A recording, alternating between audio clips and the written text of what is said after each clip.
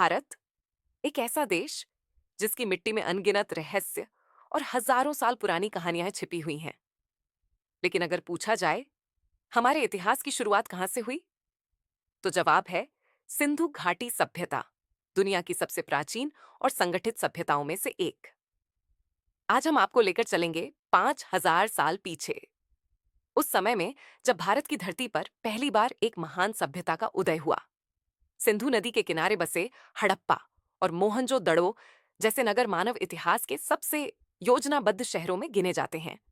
सीधी चौड़ी सड़कें, पक्की ईंटों से बने घर और हर घर में हवा और रोशनी का ध्यान। इतनी सुव्यवस्थित बसावट कि आज भी आधुनिक शहरी योजनाकार चौंक जाते हैं। ये सभ्यता केवल इमारतों तक सीमित नहीं थी। यहाँ के लोग उन्नत और दूरदर्शी थे। उन्होंने दुनिया का पहला ड्रेनेज सिस्टम बनाया, जहां हर घर से गंदा पानी एक मुख्य नाली तक पहुंचता था। खेती में गेहूं, जौ और कपास उगाते थे। हाँ, कपास दुनिया को सबसे पहले इसी सभ्यता ने दिया। व्यापार सोना, चांदी, तांबा और मोतियों तक का होता था। बाजारों में व्यापारी गहनों और मोतियों का सौदा करते थे। उनकी कला भी अद्भुत थी। सीलों पर उकेरे गए पशु, रहस्यमयी चिन्ह और सबसे प्रसिद्ध पशुपति महादेव की मुद्रा, जो ये संकेत देती है कि धार्मिक आस्थाएं यहां गहराई से जुड़ी थीं।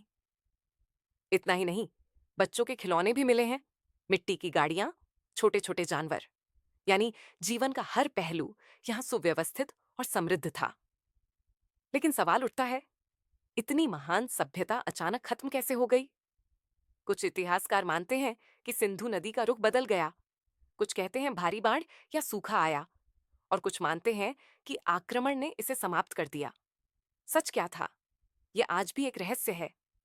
पर हड़प्पा और मोहनजोदड़ो के खंडहर अब भी हमें उस खोई हुई दुनिया की याद दिलाते हैं।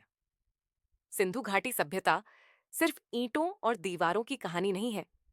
ये भारत के अतीत की वह धड़कन है जो हमें बताती है कि हजारों साल पहले भी यहाँ एक महान और संगठित सभ्यता जी रही थी। और यही है भारत का पहला ऐतिहासिक अध्याय, भारतवर्ष की अनकही गाथा।